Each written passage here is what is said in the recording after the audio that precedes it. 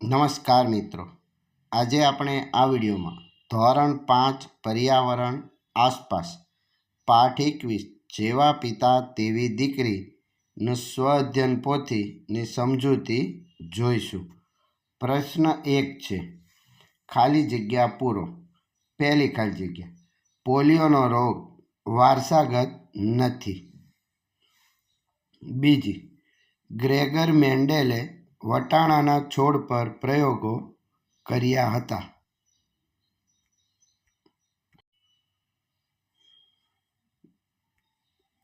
ત્રીજું, થોડા લક્ષણો કે ટેવો આપણને પરિવાર તરફથી મળે છે અને થોડા કૌશલ્યો આપણે પરિસ્થિતિમાંથી શીખીએ છીએ।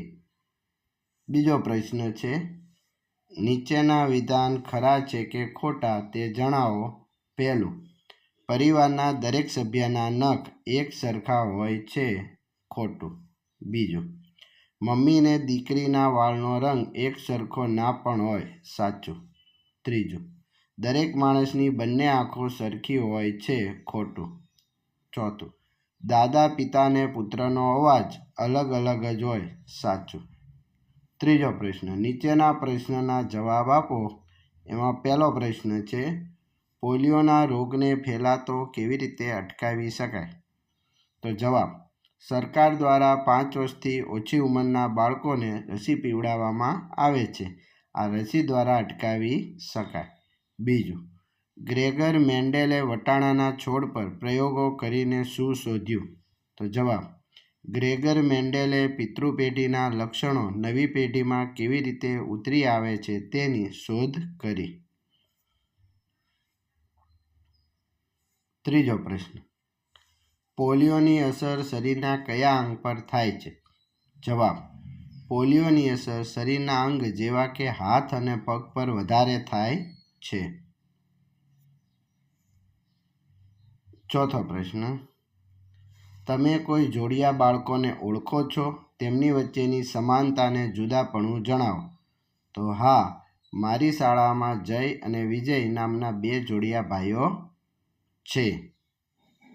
તો એમની વચ્ચે સમાનતા તો બંનેની ઊંચાઈ સરખી છે, હલનચલન, હાલવાની ચાલ બધું સરખું છે। જુદાપણું તો બંનેનું મોઢું અલગ લાગે છે।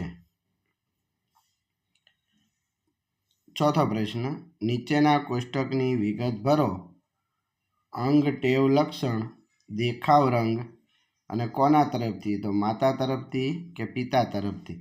તો વાળ તો કાળા છે અને પિતા તરફથી। આંખ તો કાળી, માતા અને પિતા તરફથી। ચામડીનો રંગ ઘઉં વર્ણી, માતા અને પિતા તરફથી। હાસ્ય ખંજનવાળું, માતા તરફથી। ચહેરો તો ઉજળો, માતા અને પિતા। ઊંચાઈ 5 ફૂટ 3 ઇંચ તો માતા અને પિતા। લખવાની શૈલી જમણા હાથે તો માતા અને પિતા।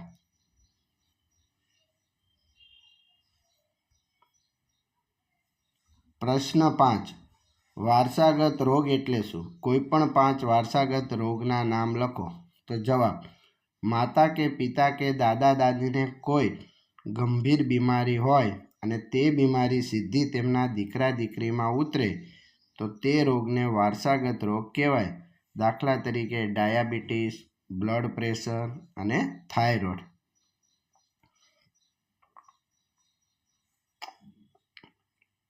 આભાર મિત્રો।